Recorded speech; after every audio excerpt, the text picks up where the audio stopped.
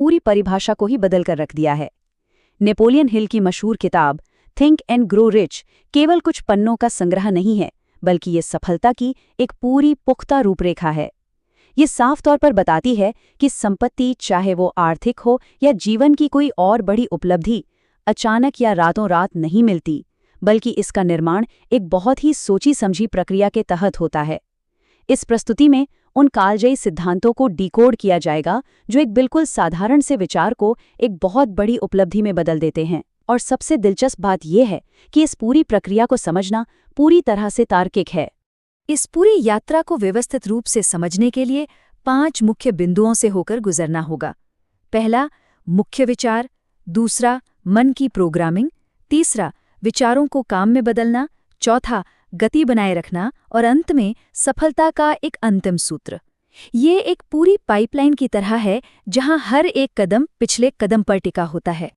तो चलिए सीधे पहले भाग में गोता लगाते हैं। मुख्य विचार यानी सफलता भीतर से है।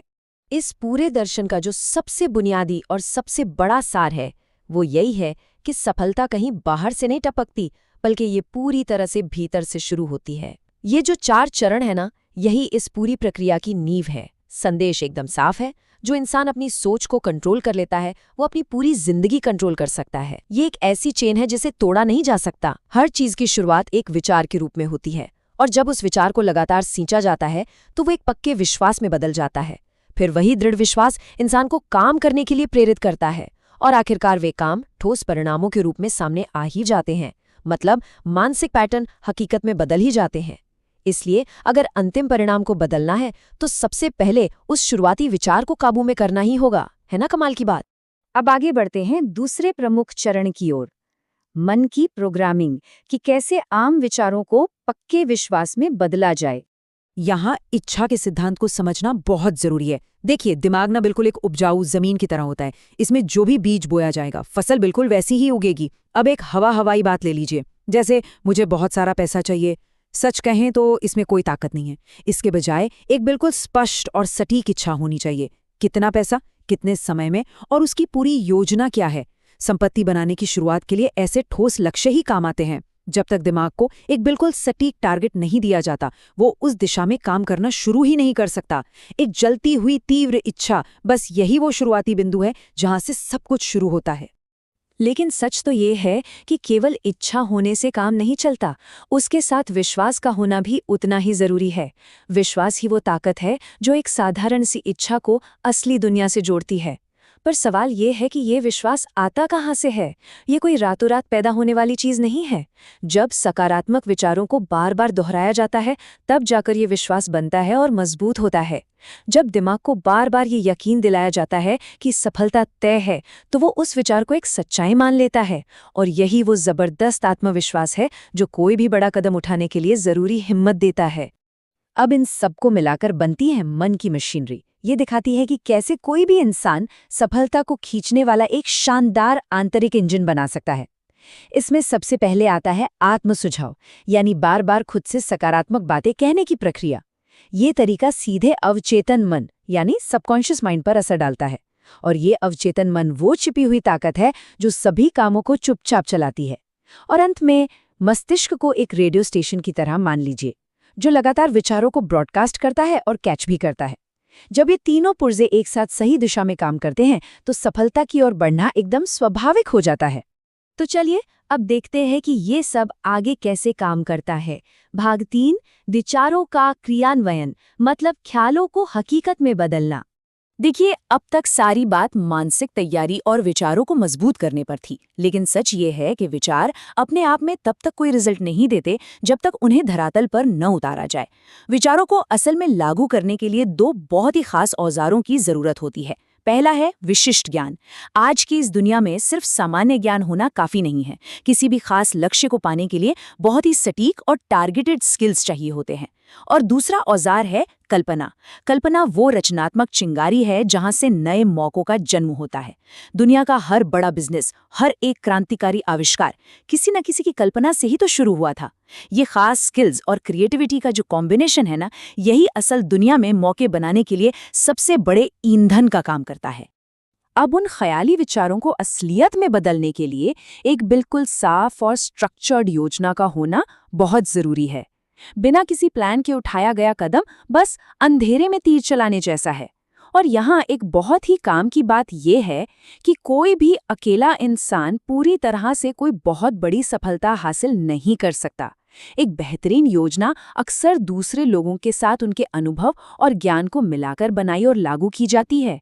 व्यवस्थित योजना ही वो पुल है जो हमारी कल्पना को वास्तविकता से जोड़ देता है। इस पूरी प्रोसेस में एक बहुत बड़ी रुकावट आती है और वो है फैसले न ले पाना। टालमटोल करना और अनिर्णय की स्थिति में रहना फेल होने का एक बहुत ही आम कारण है। इसके बिल्कुल उलट जो लोग बहुत सफल होते हैं उनकी एक पक्की आदत होती है कि वे बहुत तेजी से और दृढ़ता के साथ फैसले लेते हैं। वो एक बार जो तय कर लेते हैं फिर उस पर टिके रहते हैं। तुरंत फैसले लेने की ये काबिलियत उस मोमेंटम और ऊर्जा को जिंदा रखती है जो किसी भी बड़े लक्ष्य तक पहुंचने के लिए एकदम जरूरी है। अब योजनाएं भी बन गईं और फैसले भी ले लिए गए, लेकिन असली परीक्षा तो तब होती है जब रास्ते में रुकावटें आती हैं। भाग 4 गति बनाए रखना, यानी चुनौतियों का डट कर सामना करना। दृढ़ता अक्सर सफलता और असफलता के बीच का अंतर होती है, और ये बात 100% सच है। ये दृढ़ता ही वो आखिरी ढाल है जो झटके लगने पर या फेल होने पर मैदान छोड़ने से रोकती है। जब सब कुछ प्लान के खिलाफ जा रहा हो, तब भी डटे रहने की जो ताकत है, वही आखिर में तय करती है कि कौन जीतेगा और कौन नहीं। बिना दृढ़ता के तो सबसे शानदार विचार और बेहतरीन योजनाएं भी दम तोड़ देती हैं। सच कहूं तो यही वो ताकत है जो हर बड़ी हार को बस एक छोटे से झटके में बदल देती है। और ये बात बहुत ही शानदार तरीके से दिखाती है कि कैसे आगे बढ़ने की रफ्तार को कई गुना बढ़ाया जा सकता है। जब कोई सिर्फ अपनी मेहनत के भरोसे रहता है तो सफलता बस एक हद तक ही मिलती है, लेकिन मास्टरमाइंड समूह का सिद्धांत तो पूरा खेल ही बदल देता है।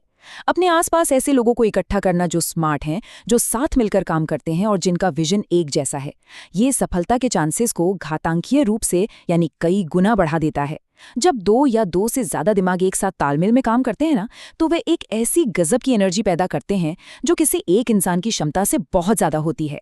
और पता है, जब कोई लंबे समय तक पूरे समर्पण और लगन के साथ अपने लक्ष्य के लिए काम करता रहता है, तो उसके अंदर एक छठी इंद्रिय यानी 6th सेंस विकसित होने लगती है। अब ये कोई जादू टोना या रहस्यमयी बात नहीं है, बल्कि ये लगातार अनुभव, ज्ञान और फोकस का ही नतीजा है। समय के साथ ये तेज इंट्यूशन भविष्य के फैसलों में बिल्कुल स्वाभाविक रूप से गाइड करने लगता है।